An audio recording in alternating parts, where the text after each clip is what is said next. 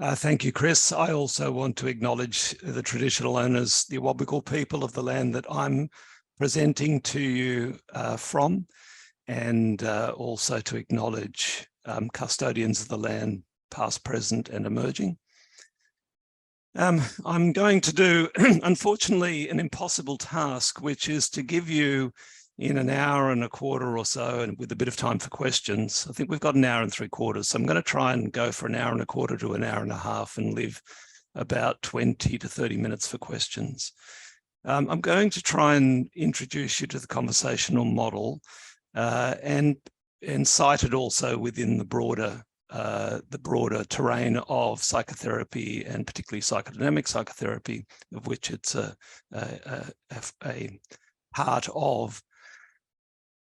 So unfortunately, I'm going to rush through quite a bit. And if you find there's stuff you don't understand, feel free to put a question to Chris and he'll ask me at the end. He'll collate some of the questions. If I don't answer your questions, feel free to email me and Chris will give you my work email address and you can send me an email, which I'm happy to do.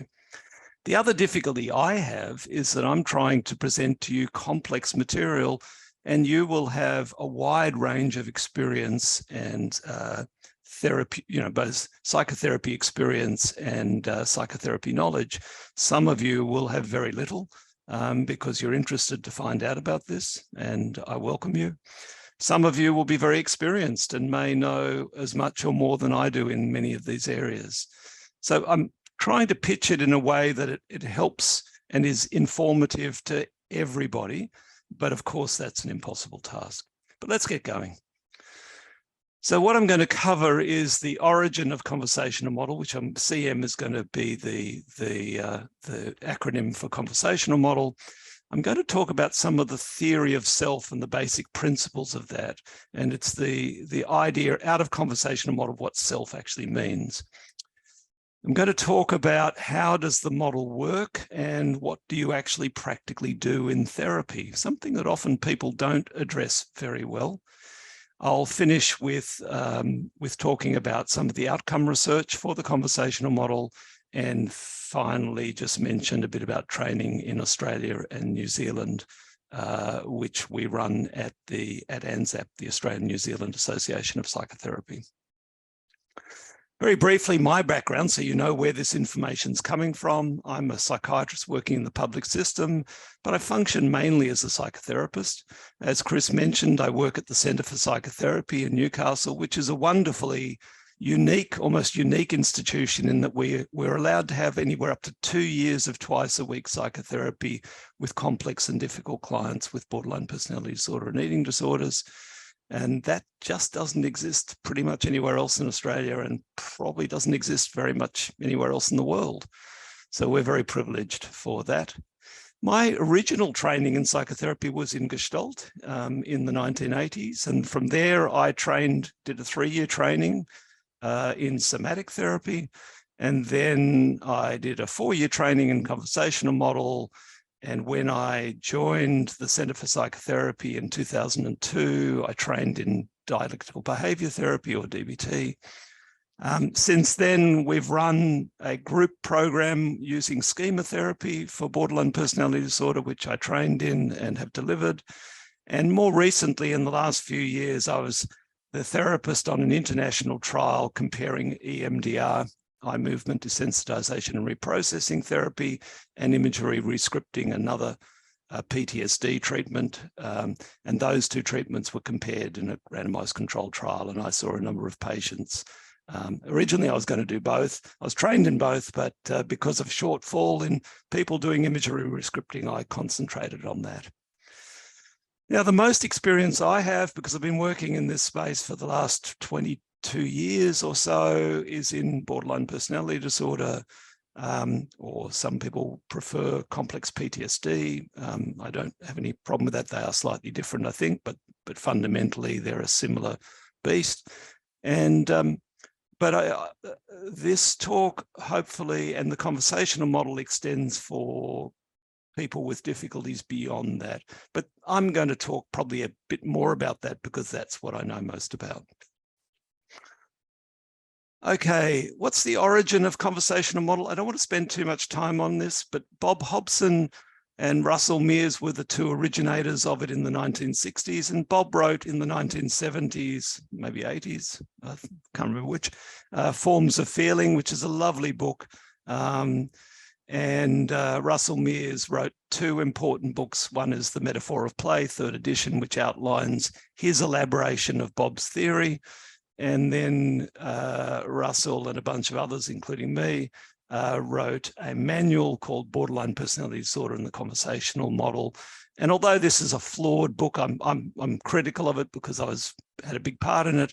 But what is great in that is it follows one therapist and one patient for about 160 pages, including excerpts of the dialogue between them.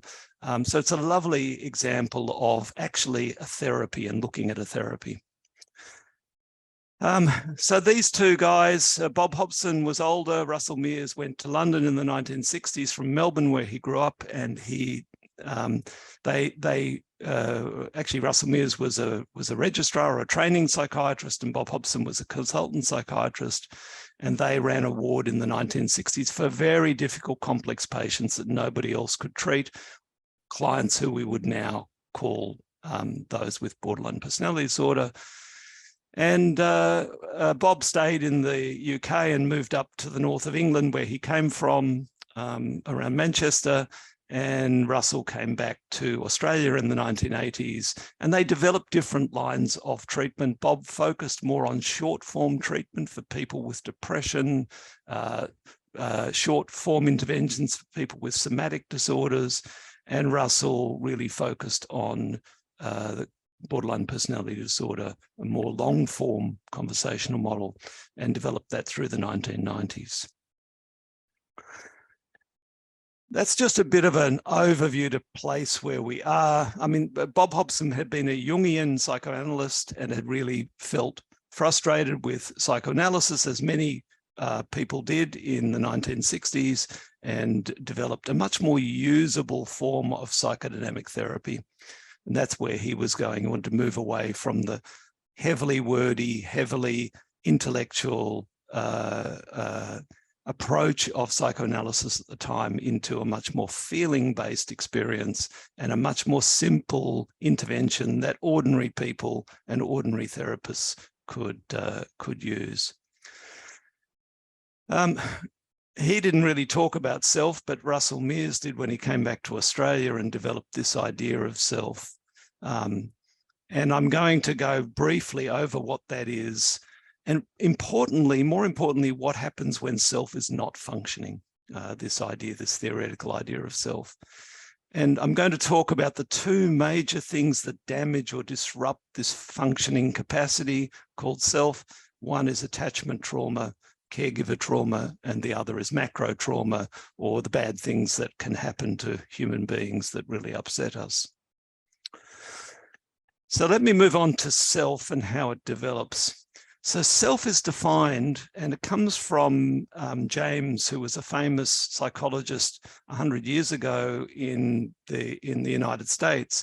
And he developed this idea that we have this internal stuff that goes on inside of us, which is a flow, continuous flow of internal feelings, internal thoughts, fantasies, memories.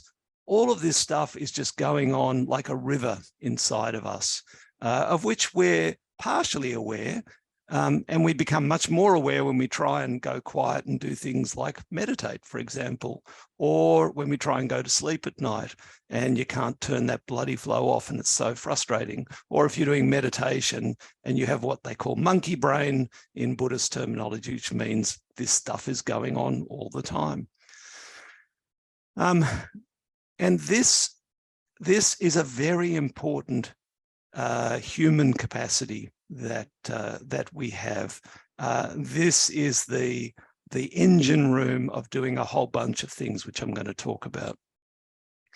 This ability to have this flow of helpful and constructive feelings, thoughts, fantasies, memories is built in the early parent relationship. In fact, I would have said that it was all locked and loaded by about 6 months old for a baby, but now there's actually emerging research, Beatrice Beebe and her group in the United States, who show that now they're pretty good at analyzing tapes of mother-baby dyads 3 months old, and they can predict the emotion regulation system, and they can predict the attachment quality at 3 months, and then follow it for the next 20 years and show that it pretty much pans out to about 80%. It's very, very powerful research. But how this comes about is basically what we all kind of know, that in that dyad, particularly mother-child dyad, although increasingly as fathers are getting involved in early parenting, father-child dyad, that this appropriate responsiveness by the caregiver to the child's, not only their external needs, but their internal states. If you watch parental dyads with kids, what they're trying to do is not only respond to, are you hungry, are you cold, and all that stuff, but also, are you sad, are you upset, are you happy, that's exciting, and joining and elaborating these internal emotional states. And so it's really learnt in this crucible of this interaction between caregivers and children. And there's so much research on this now from so many different places. I don't need to go through that. When it gets established, a good flow inside, it at around about 3 years old, kids start to do storytelling play. So you'll get a child sitting in a room with a caregiver around, but not necessarily actively involved. And the child will be playing with a few little, like they've got a little farmyard animals thing. And there'll be this kind of story that the kid's telling, the cow and the chicken and the whatever, and they'll be telling a little bit of a story. This is the kind of play that Meares talks about in the metaphor of play. It's built in the dyad under 2, but around about 3, it becomes internalized by the child, but not entirely. So you see it in this storytelling play. And then around about 4 years old, they stop doing that so much. And they now continue that internal play, that internal flow of feelings, thoughts, and fantasies, but now it's internalized and it goes on for the rest of your life. If you have that, it's highly correlated with the capacity to be able to have emotion regulation, a crucial capacity in my work, and where my clients with all sorts of difficult and complex disorders, but particularly with things like borderline personality disorder, they struggle with this. Emotion regulation is difficult, fraught, or absent. And this is the heart of the problem for them.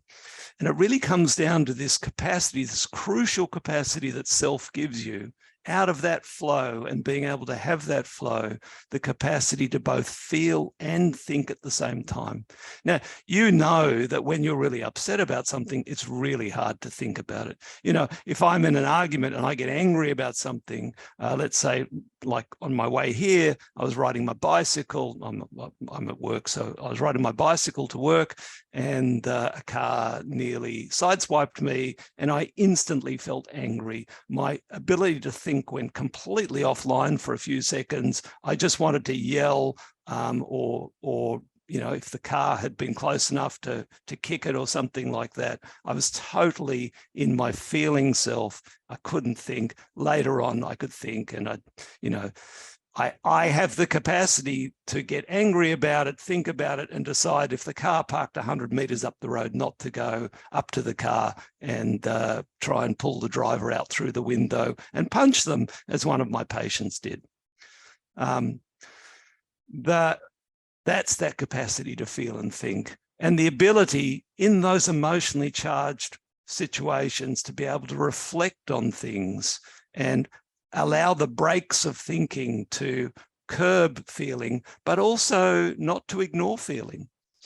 So that's the difficulty most of my clients have, is that they usually are overwhelmed with feelings, but sometimes they successfully push the feelings away and they have thought. But the ability to be able to bring both those sources of wisdom together and find something better is what they struggle with. And this is called different things by different models of psychotherapy. In mentalization-based therapy, it's called mentalization. In DBT, it's called mindfulness. In conversational model, we call it reflective function. And in some cognitive science, they call it reflective function. But it's all really the same thing, this ability to be able to, in emotionally charged situations, reflect on things, feel and think, and be able to adaptively respond. However, when that's not working, when self is damaged, and it can be damaged long-standing, as I said, it is in my patients, but it can also be damaged temporarily. You can have a good attachment experience, a good developmental experience growing up, have a good emotion regulation system, and something happens that overwhelms you. Let's say you're very close to your mum and your mum dies suddenly, and you at that time will be temporarily overwhelmed by that, and self will, that capacity for thinking, feeling, the flow of internal thoughts and images can become damaged. And some patients will say that in terrible grief, they're kind of numb, they can't feel things, they're in a fog, they can't think things, etc. So, and this happens, this damage happens by unbearable and unmanageable, overwhelming emotional, painful experiences. That's what we call trauma. That's what we call emotional trauma. And the important words here are unbearable and unmanageable. And that's what the overwhelm is. I can't bear it and I can't deal with it. And so I get overwhelmed by the emotional pain of the experience. Because human beings have we all have terrible things happen to us. We all have pain, we all get sick, we all have loved ones die, all of those things happen. And yet for most of us, we can get through it. It hurts and it can temporarily lay us low, but we get through it. But for some folks, it becomes too much or they can't get through it. And I would argue that it's this functioning self that allows us to get through that. When self isn't functioning, these feelings, these experiences become overwhelming. And as a consequence, a survival strategy is that anything that triggers you, any reminder of the traumatic experience is desperately avoided, which means you have to shrink your life in a whole bunch of ways, and you have to live a life of hypervigilance. You have to live an anxiously constricted life, watching for dangers, for triggers, and trying not to be overwhelmed with upset. The price of this, and this is the terrible thing for my clients, is that things like play or fun or imagination are either diminished, damaged, or completely absent. I have a patient I saw on Wednesday, and she said, I don't feel suicidal anymore, but I feel this dull emptiness. And what she was describing was exactly that play, fun, imagination, the really juicy, joyful bits of being a human being for her are absent. And what's left is a painful emptiness. And with that goes physical pain is heightened and dysphoria, feeling yuck, is pervasive. So that's what my patients describe. And they often tell me in great detail about their physical ailments because it's not that they're making it up, they're not. It's just that without that kind of internal, rich feeling world, what is left is just sensation, and they focus on every negative sensation, and it becomes overwhelming too. There is also evidence that these patients and these clients do actually have a lot more physical damage and physical illness. There's good evidence for that. So without a functioning self, what you get is chronic depression, chronic dysphoria, and often this kind of depression or dysphoria is what in psychiatry we call treatment resistant. What treatment resistant means is they've had several medications, several interventions, several short-term psychotherapies, and the usual things that work for depression don't work. Similarly with anxiety, they have chronic anxiety, and when they go and have things like cognitive behavioral therapy, which often really helps for simple anxiety, it doesn't work. Or they get personality disorders, of which borderline personality disorder is one, and there's a whole range. There's 10 personality disorders, different ways of surviving or coping without a functioning self effectively. They get eating disorders, which I argue, and many do, is really, again, an adaptive way of trying to deal with all of this painful suffering. And one way to deal with it is to completely focus on food, shape, and weight. And starving yourself is a fantastic way of diverting yourself from the fact that there's a terrible emptiness inside. Dissociative disorders, I won't go into that because that's a whole thing, but the most famous and the most severe of the dissociative disorders is dissociative identity disorder, multiple personality disorder. Somatizing disorders, where people are completely preoccupied with tension, physical pain, etc., in multiple areas, and they cannot get past that. And they go to doctors, and doctors say, look, actually, we examined you, we did all the tests, and can't find anything wrong with you, but they are feeling terrible discomfort and pain. And then finally, chronic drug and alcohol problems. Drugs and alcohol are a great way of medicating terrible, painful emptiness. And so when I ask my clients, how long have you had these problems, whatever they are, they almost always say, all my life. In other words, ever since I can remember, I felt this way. And when I ask them, has anything helped? And we go through all the medications and the counseling interventions and the short form psychotherapies, and they say nothing works.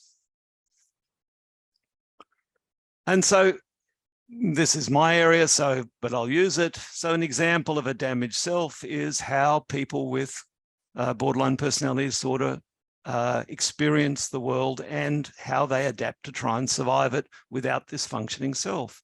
So they're terribly intolerant of being alone, what we call abandonment sensitivity.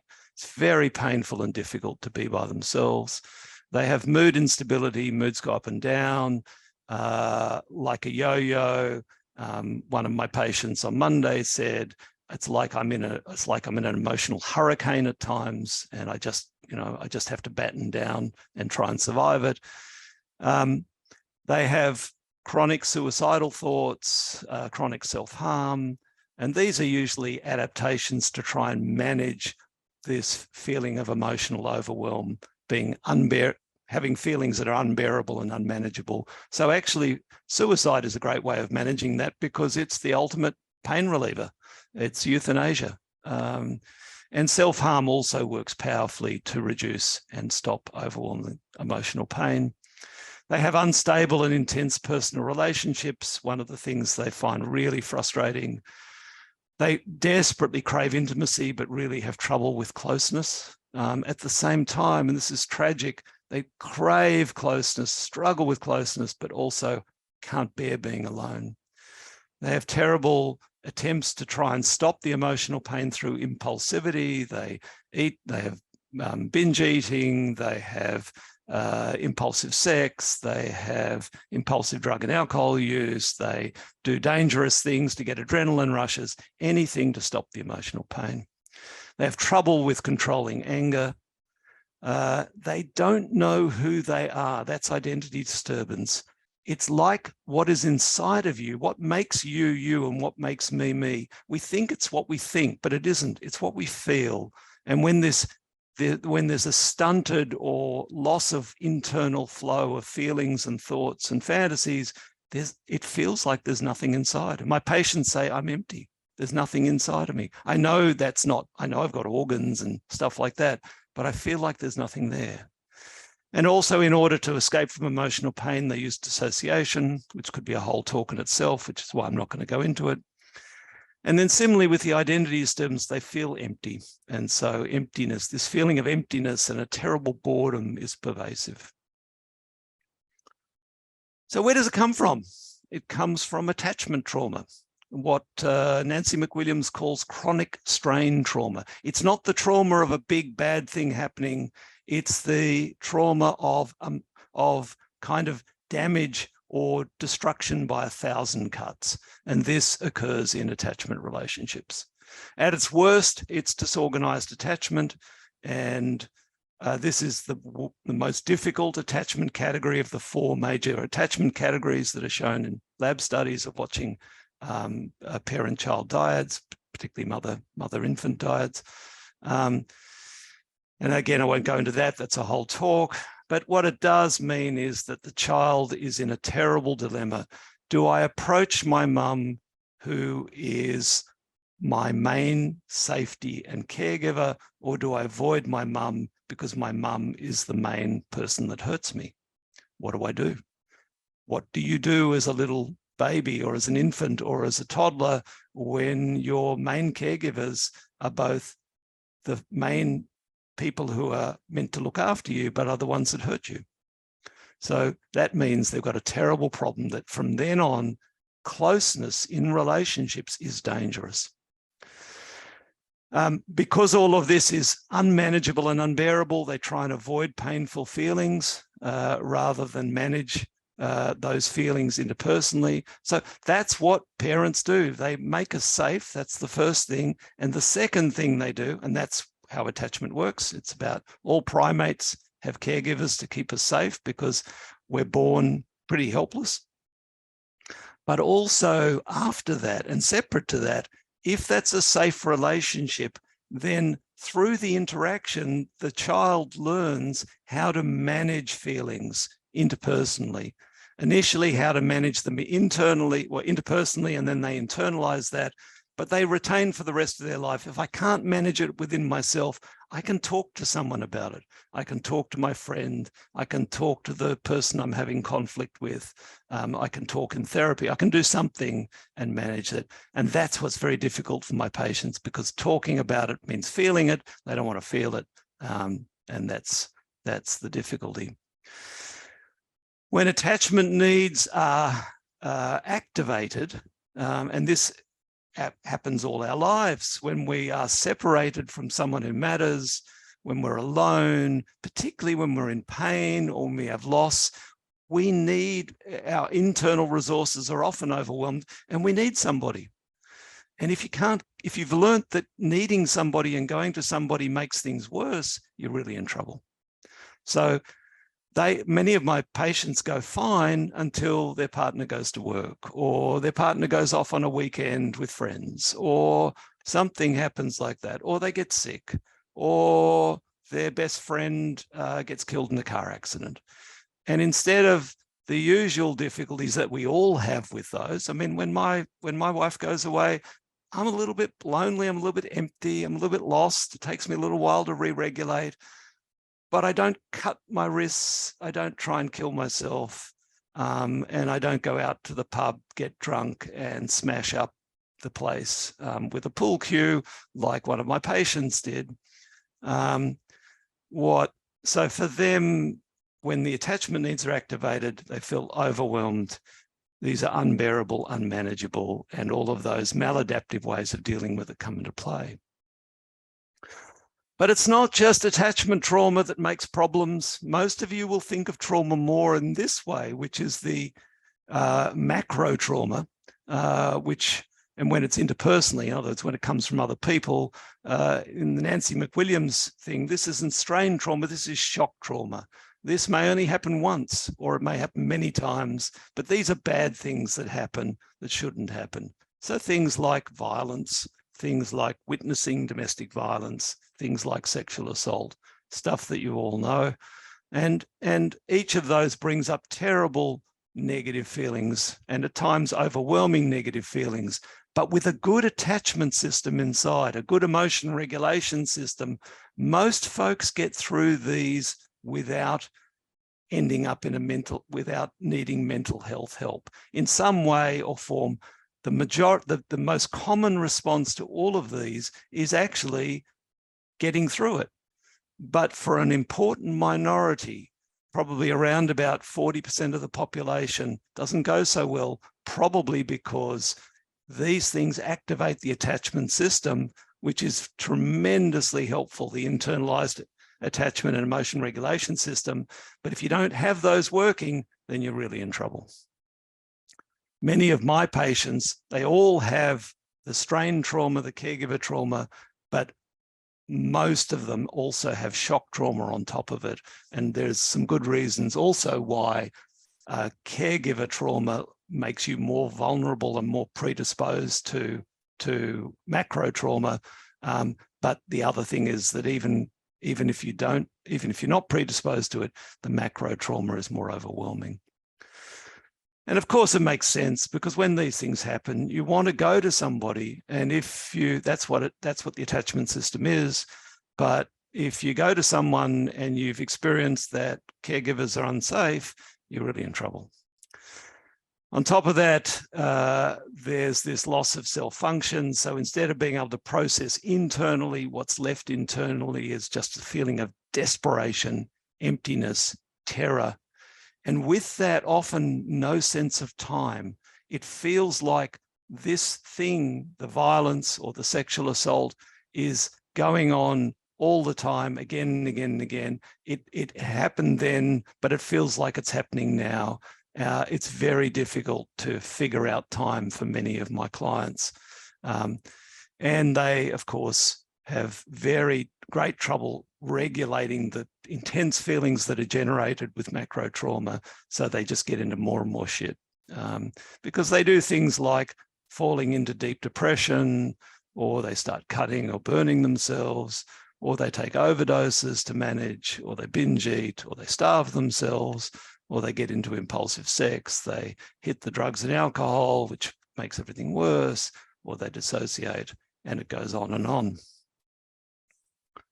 So let me move to treatment, and I apologize that I'm moving fast, but I want to get to this because I think it's important to, what I've tried to lay down is where this comes from, because if you understand where it comes from, then it makes sense what you need to do as a therapist to give the person a chance to heal.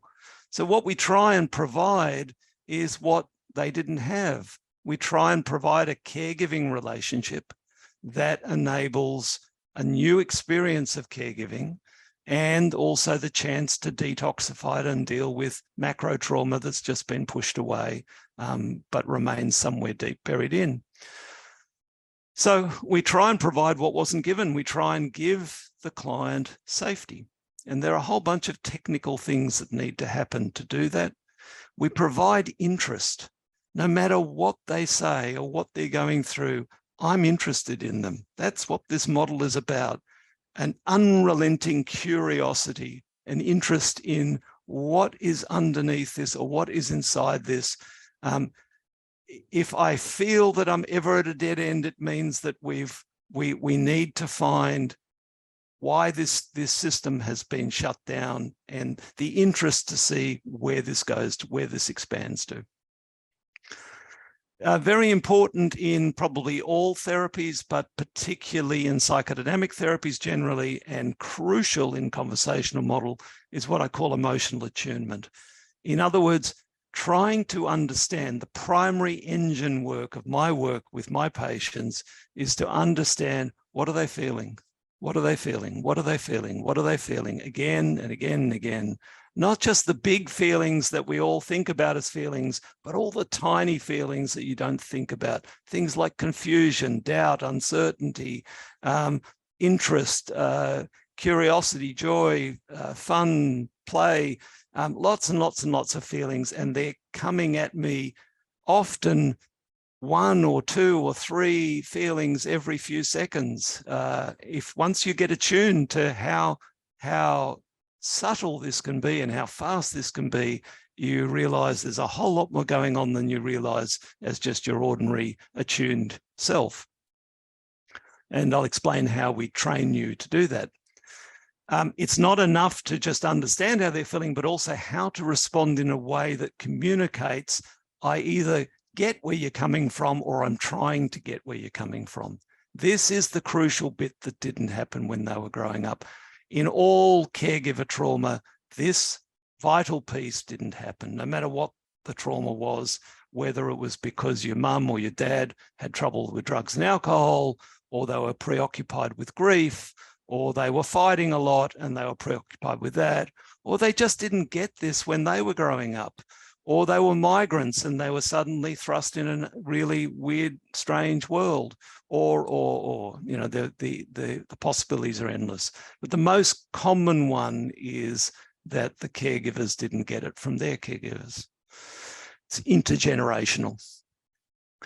And then when we've kind of started to do this weaving together of this ongoing backwards and forwards, getting what they feel, we then try and link some of this up together into relationship patterns. And we also look at therapeutic disruptions. I'm going to go over these in a bit more detail. So what makes up safety? Regular appointments are really important. I do a lot of supervision with a lot of mental health clinicians around Hunter, New England. I think I supervise 12 teams every month. And I also provide consultation to some other services and areas and some private clinicians. One of the things that frustrates me most is that if there's a hint of caregiver trauma, these patients need regular appointments, because again, one of the fundamental things of caregiver failure is no predictability or regularity. So the idea often happens with private psychologists is they say, well, I'll see you 12 times, 10 times in the next 12 months. I'll see you at this time on this day. And then I'll ring you later on and we'll see which day and which time next month. That doesn't work for my clients. They need predictable sessions. So they need a certain amount of predictability within the session as well. I don't want to suddenly radically change the way I'm doing things from moment to moment. I also, there's tremendous safety in my care about them, my thinking about them. I was talking with a family member yesterday and saying, on the one hand, I want to make them safe, but not too safe. So I want them to be safe enough that we can get into stuff, but I don't want to try and eliminate all fear, all difficulty, all shame, etc. They're still important things to work with, but I do want them to make them safe enough that we can work together. And that comes through care and concern. The therapist tries to respond thoughtfully and not react. This is a crucial thing. Caregivers who are struggling are often reactive, and that we don't want to replicate. Our clients will not feel safe. Anyone with caregiver trauma, but also people with macro trauma, reactivity is usually how they got hurt. We don't want to replicate that. This is not easy to do. I have patients who come in and say, sorry, Dr. Bendit, or they don't call me doctor, they usually call me Nick. Say, sorry, Nick, I'm not going to see you next week because I'll be dead. I'm going to kill myself on the weekend. It's very hard not to react in that situation. And yet that's a crucial moment not to react. I have to remain thoughtful. I have to remain patient. Yes, I might have to move into a suicide prevention plan or something, but I don't start with that. That's reactive. I want to start with, tell me more about this. Tell me about the feelings, thoughts, what's going on, what's the context, what's happening. And of course, we need to have a frame. A frame is a bunch of rules. They're just the therapy rules. Some of them are spoken. We're going to meet every week. You're going to pay this amount. If I get sick, I'll let you know. If you can't make the appointment, please give me warning. If you get into a crisis, go and see either contact me or go to the mental health team. There's just a bunch of rules. You all have them. And these are the rules that make what is a very unsafe experience, which is when you go and see someone you don't know, trying to let them hold the most vulnerable parts of yourself, the most difficult and confusing bits of yourself. That's a really big ask. And in order to do that, we need some rules to make it safe. Interest is crucial, as I mentioned in this model. We have a basic stance of curiosity. I try and give my patients undivided attention. When I'm having a therapy session, the phone does not get answered. I have my mobile off. I don't have a cup of tea. I don't take door knocks, etc. I mean, I do if there's an emergency, but that's like twice a year or something, but I don't do that generally. I want to give them my full attention, the opposite of what they grew up with usually. And I want to make every story has value. It doesn't matter how trivial it is, matter how much it just seems like chat, the chat that happens as they walk up the hallway with me, All of that has value. I'm storing all of that away as potential windows into the soul. But most importantly, I'm listening for feeling. Always listening for feeling. Of course, I've got to listen for the content, the story that holds the feeling, and I've got to understand that, but it's the feeling that is primary. I want to be able to link up in my own mind and with them how the feeling and the story, how the feeling and the content go together. And sometimes I'll summarize that in order to fit it all into the big picture. No wonder you find it difficult when I'm late. I'm just making this up on the spot. No wonder you find it difficult when I'm late, because it wasn't safe for you to be annoyed when you were growing up. You never knew whether your dad was going to hug you or hit you. And so you've always had to try and get rid of those feelings. But it also means that you build up this resentment after a while. Each time I'm late and you can't talk about it. I'm making it up, but something like that. And of course, I'm also interested in what is missing. What are they not talking about? Particularly, what am I thinking or feeling that mightn't be coming up? The client with a restrictive eating disorder who comes in and proudly tells me, I haven't eaten anything for 5 days. And immediately what's missing in me is, this is dangerous. So rather than telling them this is dangerous, I'm interested in, are they missing something? So I'll say to them something like, yeah, I can see that you're really excited and it's an incredible feat. But are you worried at all that, you mightn't be able to get up the stairs next time, or you'll fall over, or, you're worried about the fact that you got no energy? Emotional attunement, as I mentioned, is the big thing, and it's really prioritized in conversational model, and it's this moment-to-moment feeling shifts. We look for it in conversational model through the tone of the client's voice, through the words that convey feeling, how they look in the room, the non-verbals, are they looking tense, they're looking relaxed, are they screwing up their hands, are they dropping their head in shame, etc. But we also look for what is happening inside of, I look for what is happening inside of me. What is the feeling I'm having, particularly if there's nothing to indicate that. I had a very nice woman who arrived, and she could not understand why her 4 daughters hated her.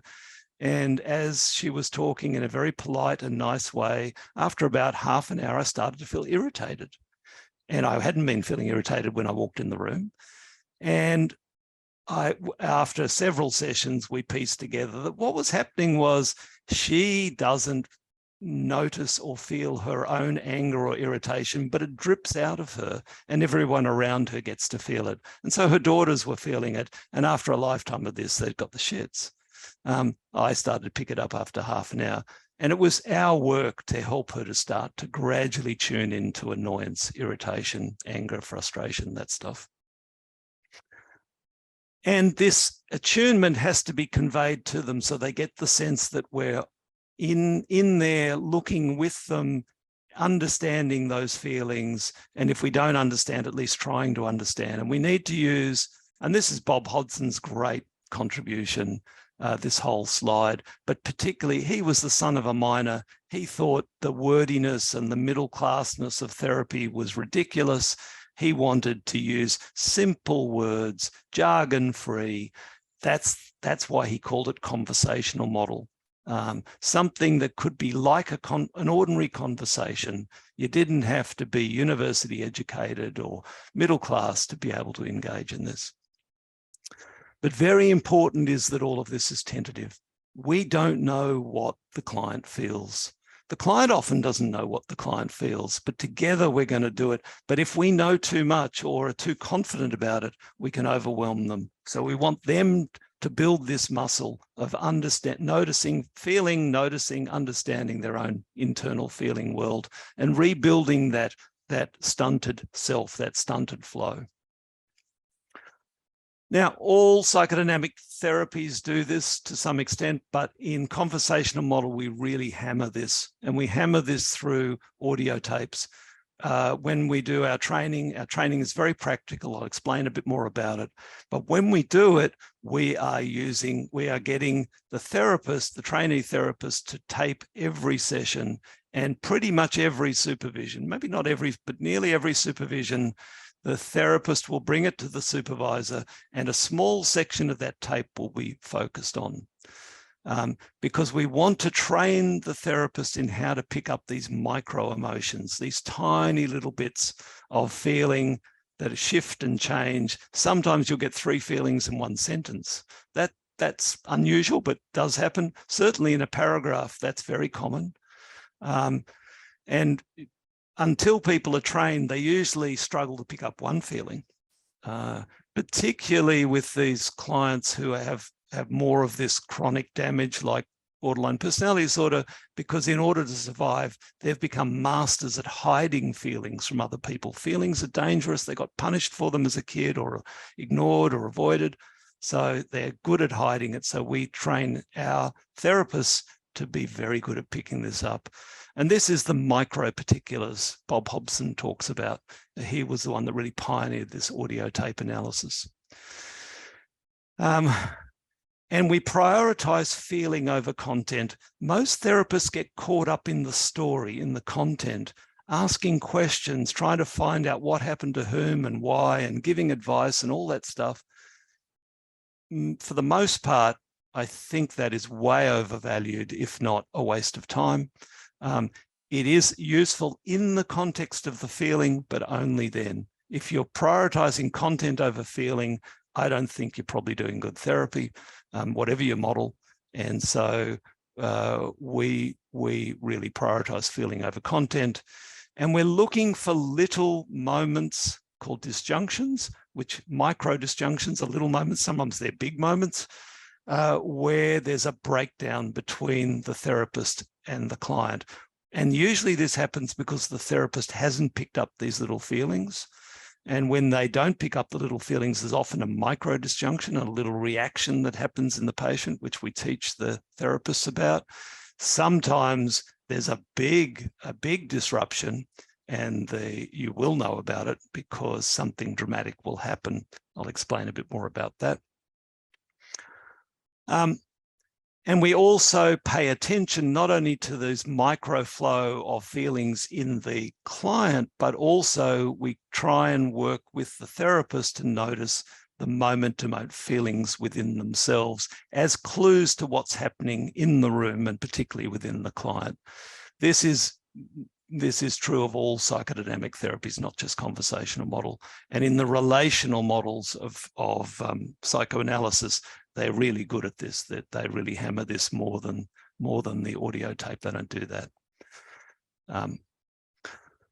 Okay,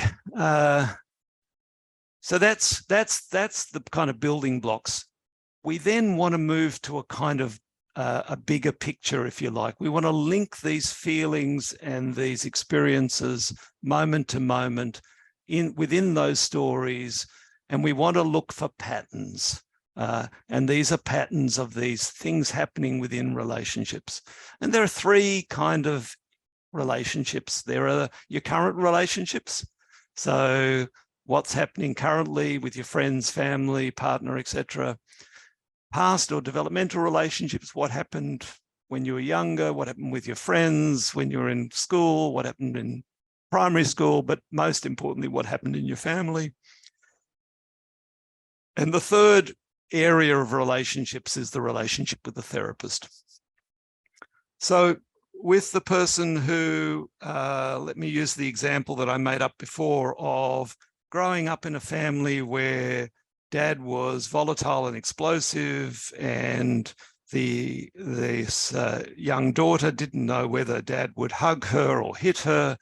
And so she now is frightened of anger and irritation, both. She can't verbalize it herself, but she's also hypervigilant for it in other people.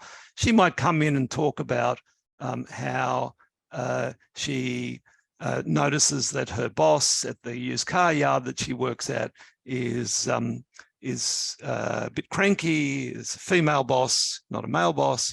but is a bit cranky. And when this boss gets cranky, she notices that instead of being able to speak up, she shuts down, and she starts to feel dysphoric and really uncomfortable and anxious for the rest of the day. So that in that situation, I might link that situation with her boss with the situation with her dad. Or I might, if, as I mentioned before, if something's happened with me and she can't talk about it, like being late, she can't express her frustration with that, I might link that situation with her dad with me, with the therapist. Or I might link it between the boss and me. You know, this thing happens to the boss and it happens here. So there are, you can, as you link to different relationships, you kind of generalize, and the client gets a sense of a pattern. However, in classical analytic and psychodynamic therapies, this is often given as what's called a transference interpretation. It's kind of handed to the patient as a bit of insight. We don't do that in conversational model. I don't really care whether they whether they get it right or wrong, or I don't care about the truth. What I care is the patient develops, or the client develops, the muscle, the ability to be able to start to look at their life as patterns. So I want them to struggle with it. I don't want to hand them a fish. I want to teach them to fish. So this process of linking, I do a little partially so that, you know, I wonder if this is a bit like that. What do you think? And I want them to start to process it and think about it. I want them to learn how to do that so that when they're finished therapy with me, they take it away. And they're masters at it by then, hopefully. However, there are therapeutic disruptions, and these are inevitable in micro versions in every therapy session, in macro versions quite often in therapy. It's one of the things that when I'm supervising therapists, they find hard with people with complex, difficult problems or borderline personality disorder problems, is that sometimes they get macro disjunctions, big blow-ups or big difficulties, and they don't know how to deal with it. And the disjunction is really just this disruption in therapy. And what it really is the client feeling like you don't get it, you don't understand. Sometimes when we're doing really understanding nice things, we don't understand. For example, I often find that with suicidal patients or chronically suicidal patients, therapists want to do things like say, you don't need to commit suicide because you're a lovely person and you have a great family and your kids will never recover and blah, blah, blah. All of these things. And what the patient feels in that, they don't feel good about that. They just feel like, you don't get it. You don't understand. You don't know what I'm dealing with. I know all that, but I still want to die. So that leads, that kind of response, which often therapists think are helpful, is actually usually disjunctive or makes a disjunction. And for the patient, it feels a bit like a blow. If you've ever been in therapy and your therapist has really not understood, you'll know that feeling. It's annoying at best or irritating. Sometimes it kind of stops you in your tracks. Sometimes you just go, fuck, I can't talk. I can't talk to this person. A whole bunch of things can happen, but it feels like a blow. Can happen little bits in many times in a session, or it can happen big bits with a big thing. So in a minor thing, it might be where there's a minor disjunction, the patient just feels like they lose their energy, they lose their excitement, they become a bit more dysphoric or a bit more anxious in the session. They feel empty, or they do empty compliance. They say, yeah, you're right, because therapists have power. Yeah, you're right, but really nothing then comes after that.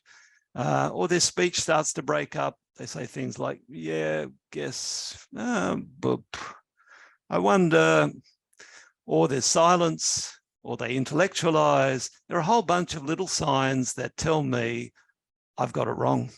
The patient felt like I didn't understand or I didn't get it. And we're now in we've got a little chasm between us, and it's had an impact on them. And this is the sign that it has. In big disjunctions, I'll give you an example of this. I had a patient whose mother had a psychosis. She'd had schizophrenia and been in and out of hospital all through my patient's growing up period. And and her dad had left when she was 2, so there was no kind of compensatory thing. So everything for this little toddler and younger child and then older child depended on whether mum was well or crazy. And so we were going very well. She was a very, very intelligent, articulate, a young woman doing a PhD in something, I can't remember what it was. Everything was going well. At the time, I had a very young child who wasn't sleeping, and I wasn't getting enough sleep at night. And we had a 2 o'clock session, and you can probably guess the next thing that's going to happen. As this patient was very passionately and articulately telling me something, my eyes started to flutter. I didn't actually fall asleep, like fully asleep and snore or anything, thank God. But my eyes fluttered, and I had one of those kind of like mini blackout things that you have, like when you're driving and you sort of startle. The patient, of course, picked it up. She stared at me and she walked out, and I never saw her again. And that's a major disjunction. And it was major not because my eyes fluttering was so terrible, but I think because it instantly felt like it was mum all over again. She wouldn't have articulated that. She would have just felt this surge of this blow, and she would have felt this surge of anger, this surge of despair, and she would have just gone, stuff it, I'm out of here. I can't do this. So, a major disjunction when the patient says in the middle of the session, I was feeling okay, but somehow I just don't feel very good anymore. And everything seems really hopeless. And that's the despair that I've written there. Or they dissociate, they go a bit blank, a bit numb. One of my patients, he said, when this happened, he says, the air starts to vibrate around him and he knows that he's going to go off into a spacey place where he's completely disconnected. Or they have an urge to self-harm, or after the session, they go out and self-harm, or they use drug and alcohols after the session, or the big one is like the example I gave where the patient storms out, leaves therapy. How do you repair a disjunction? Very important thing we do in conversational model. We really work at noticing the feelings in the audio tapes, looking for little disjunctions, looking for the signs of them, and working with the therapist on repairing this. So the first thing you have to do is notice it. If you're not trained to notice, if you're not trained to see the signs, most of my patients are fantastic at covering up these disjunctions, which unfortunately, because they've covered them up, doesn't mean they go away. It just means they build and build and build. The relationship gets weaker and weaker, and the therapeutic work doesn't get done. So the first thing to do is to notice it. And the second thing, and this is so hard, particularly when you don't feel like you've done anything wrong, is to notice and acknowledge and validate your part in it. Let me give you an example. I had a patient who was a young woman who was sexually assaulted multiple times by an uncle when she was young. Unfortunately, the uncle would probably, when she came to see me in her mid-20s, probably about the same age as I was when I saw her. Little did I know, I knew this would be potentially a fraught therapeutic relationship for that reason. But little did I know that just the way the uncle would start their sexual assault would be to take his cardigan off. Of course, one stupid day, I didn't know this, I wore a cardigan. In the middle of the session, I took my cardigan off. She froze. Fortunately, she didn't leave the therapy straight away. She froze. We managed to get back, but she couldn't talk about it. And in the next session, of course, I'd noticed. So I brought it up with her. I said, it was a pretty tough session last time you froze. I wonder what happened there. I don't know what it was, but I sensed that I did something that really freaked you out. And initially she said, no, nothing happened. Just had a bad day. And then after a while, she kind of trusted me enough to say what had happened. And in that situation, I had to say, which was hard because I didn't feel like I'd done anything wrong, particularly when she got a bit angry with me and said, you took your cardigan off. And I wanted to say, yeah, it was warm. But what I did say was, oh my God, I'm so sorry. I had no idea that that would be so powerful for you. And I just didn't understand what had happened. And I said, I'm sorry. And that's particularly when people are attacking you or hostile for little things that you've done, you know, that you don't think you've done. That can be very hard to do, but that's what needs to happen. You need to at least acknowledge your part in it. And then together, when they've settled, and that can take a while, to understand together what happened in the room between you, understand and unpack the whole thing and all the feelings that went with it. Then you've got an opportunity, maybe not that session, but maybe another session, to look at the pattern. How did this come about? How did this disconnection between you and them, how might it be a chronic pattern? And that's very valuable to know. So I'll give you an example of this. And as a result of this, you get two benefits. There's two purposes here. You strengthen the current relationship. You strengthen the experience that things can go wrong and we can sort it out. And almost certainly that didn't happen in the past. And it's usually about past painful experiences anyway. So you get to talk about the past painful experiences, and you get to give them an experience right now that they never had before, which is a caregiver can notice when they've done something hurtful and can sort it through, talk it through, and heal the rift. So that's very, very powerful to be able to do that. Actually, I won't give you an example because I won't have enough time. So let's go over the evidence for conversational model. And as I mentioned, Bob Hobson in the 80s went back to Manchester and set up a bunch of randomized controlled trials, or what's called RCTs, the highest level of evidence in investigation of the science of the outcome for psychotherapy. He called his therapy not conversational model then, but Psychodynamic-Interpersonal Therapy, or PIT. I think it's a terrible name, but that's what they called it. And they did a bunch of trials where they compared PIT to other treatments for a range of different problems in the late 80s. The therapist used anywhere between 4 and 16 sessions, depending on the trial, usually 8 to 16 sessions. They did 2 trials for depression for people who had ordinary common and garden depression, and they compared it to the treatment of choice at the time, which was CBT, or cognitive behavioral therapy.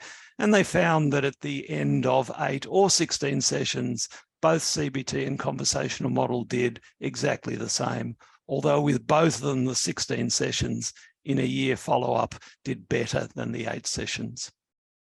Initially, it wasn't a big difference between 8 and 16, but a year follow-up there was. And if you want to look up these studies, they're Shapiro et al. Or Startup et al. From 1987. So 2 different groups with depression.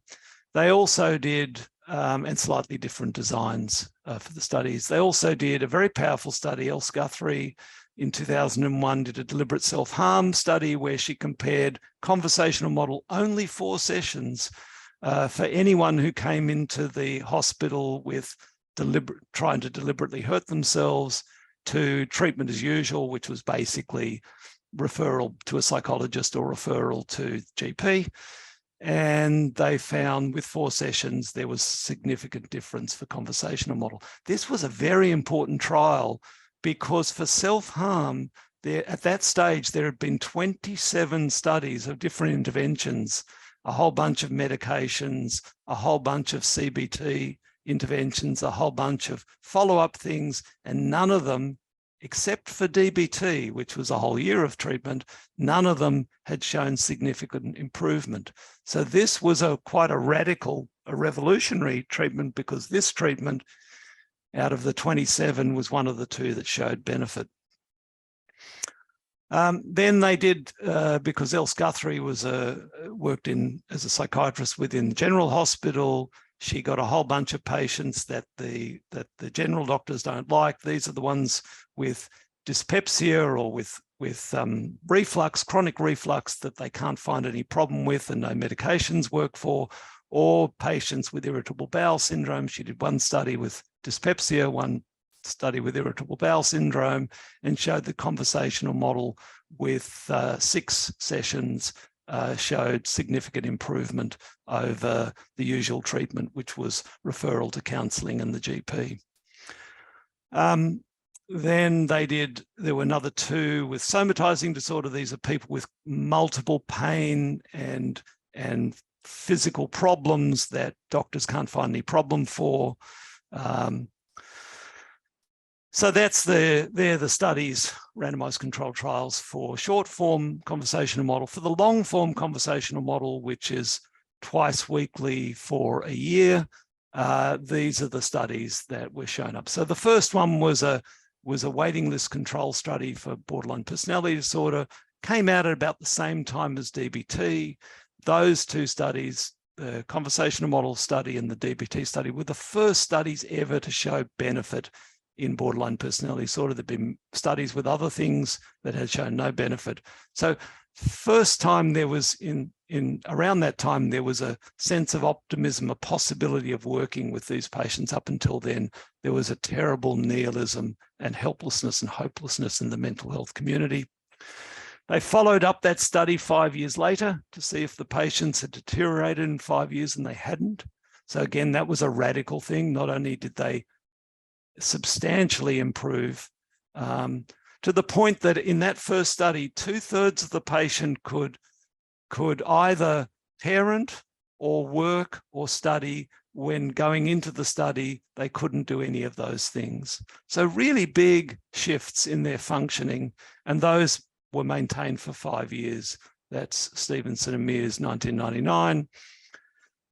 Then, because they didn't do a control group for that, unlike DBT, which did a randomized control trial with a control group, and that makes it a more powerful study, they tried to do what's called matched controls in a second study. Corner et al. In 2006 showed the same kind of outcome as the first study.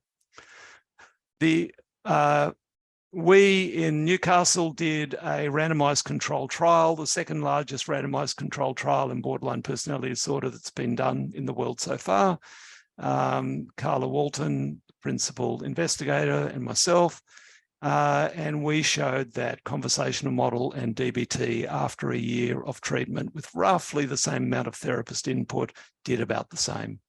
They both did fabulously well at reducing self-harm, suicide attempts, and we only took into our study people who had tried to kill themselves at least 3 times or seriously hurt themselves 3 times in the previous year. So pretty unwell people, and they all had to have borderline personality disorder. And we showed that by the end of a year that for DBT, about 76% of people had completely stopped all self-harm, and 83% in the conversational model arm had completely stopped all self-harm. CM conversational model sounds like it's doing better than DBT, but actually that's not a statistically significant result. They both did really well. And we're just completing our 5-year follow-up of the data from that original RCD to see how these folks have done 5 years later.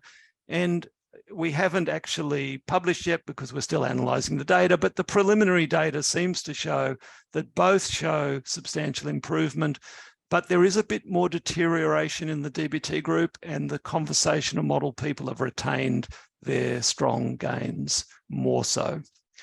Again, we haven't quite finished that, so take that with a grain of salt. Let me move on to training in conversational model.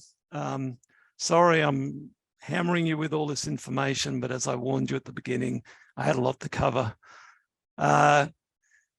We do a 1-year plus 2-year training in conversational model. That's what we run at the Australian New Zealand Association of Psychotherapy, ANZAP. And we take about 15 to 20 trainees per year, 15 to 25 trainees per year. Usually we start around 22, 23, usually whittles it down when a few people have dropped out to about 15 to 20. And what it consists of, and it's all run online pretty much, not quite all of it, most of it. There's a 90-minute seminar on a Tuesday evening, and that happens for 28 weeks of the year. And that's the theory, basically, that's run out. We ask you to do some pre-reading for each weekly seminar. So it's not just a matter of turning up to the seminar. You have to have read a paper or two beforehand. But more importantly than the theory, this is a practical training.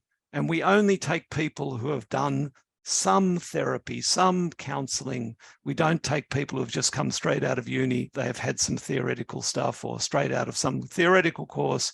We want you to at least have experienced how to work with people, because we want to improve and strengthen that. And we want you to start, we want to train you with difficult people. So we want you to be able to handle that.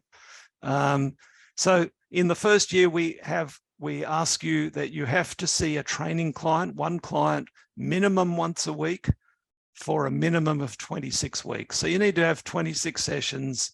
So you need to have at least seen them for 6 months, basically, in the year. And you need to have supervision every week for 28 weeks on that patient with audio tapes being listened to. We add to that, we sort of turbocharge the year by having a weekend intensive in Sydney, which runs from Friday lunchtime to Sunday lunchtime. And everybody in the training gets together, all 3 years get together. For that, we run lots of seminars and lectures during that time. But also it's a social thing. We want you to bond as a training group, because the rest of it is online. We also have an online group supervision for 2 days per year, where you get put in groups of about 6 people, and a supervisor works for an hour with your client and your tape, but really using it as an educational opportunity for the other trainees, and every trainee gets an opportunity for that. And then we have 4, maybe 5 Saturday morning 3-hour seminars per year. This is for the broader ANZAP community. It's often higher level. So for example, I mentioned Beatrice Beebe's work on looking at tapes between mothers and babies at 3 months old. We got Beatrice to talk to us, I think it was a couple of years ago, or 18 months ago. She did one of those seminars, and that's where we found out about that work. In years 2 and 3, it's pretty much the same, except we add more. So you have to then see not only your training client, your original one, or another one, but you have to have a second client. So we ask you to now have 2 clients and 2 supervisions. The individual supervision that you did in first year, but also paralleled by small group supervision, where you're in a group of 2 to 4 trainees and you get supervised on your second client. We also now mandate that you have your own psychodynamic personal therapy. We believe at ANZAP, not only do you learn by theory and more importantly by practical work with clients, but you learn a lot by learning about yourself and learning what therapy is like for you. We don't mandate it in first year. We highly recommend it. We don't mandate it, but we do because that's an introductory year, and some people are not ready. But by second and third year, we do insist that our trainees have their own therapy. And you organise your own therapy, and that's not included in the fees that we charge, which covers everything else. We do assess people during that time. In year 1 and year 2, we insist on we ask you to write a mid-year essay, mainly about how you're going with your client and how the theory, linking up the theory that you've learned and the practical experience in the room with the client. So it's a practical essay, really, in the middle of the year, and another one at the end of the year, a 2,000-word essay. We also have at the end of the year a live Viva, usually on Zoom, where you present to an examiner, not somebody who knows you, and you present the client you're working with, you present an audio tape of your work, and the examiner asks you questions to help you to articulate what you've learned and how you're working. It's not so much about the work with the client, but more about how you understand the work and how you understand the theory and how those two come together. In year 3, the assessments are the same, except instead of the end of year essay, we have a dissertation. It's an 8,000 word thing. Usually it's clinically based. We want you to examine, do a literature search, something that's different, that hasn't been written about. So for example, we had a trainee who was working in a early parenting unit, was working with therapy with parents who were really struggling with their children. And she noticed that for her client, the baby's crying was really, really distressing in a way that really disorganized this client, and she just couldn't cope. So she got interested in this idea. What does a baby's cry do? So she looked up the literature, she wrote a dissertation, really lovely piece of work, examining what is known about the cry of the baby and how it affects all of us, and then specifically how it affects people with different mental health difficulties, and used her client and her own therapy experience to explain how that started to change. And let's get down to the hard numbers, cost and time. In year 1, I recommend that people need to put around 7 to 8 hours per week all up for our training.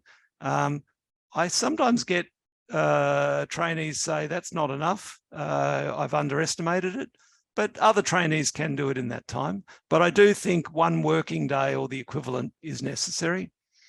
And that costs approximately 7,000 Australian, or if you're a New Zealander, you pay roughly 6,000 Australian, because New Zealanders don't have to pay GST. In years 2 and 3, it now, because of the second client and the second supervision session, it gets up to 9 to 10 hours per week minimum. And now the cost is higher because we're covering the second supervision. That's $11,000 approximately. And New Zealanders have to pay Australian dollars, roughly $10,000. If you do year 1, you don't have to go on to year 2 and 3.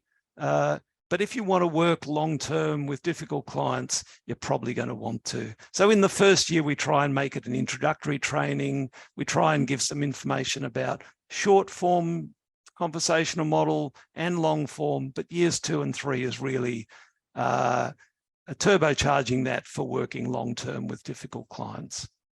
And that is all.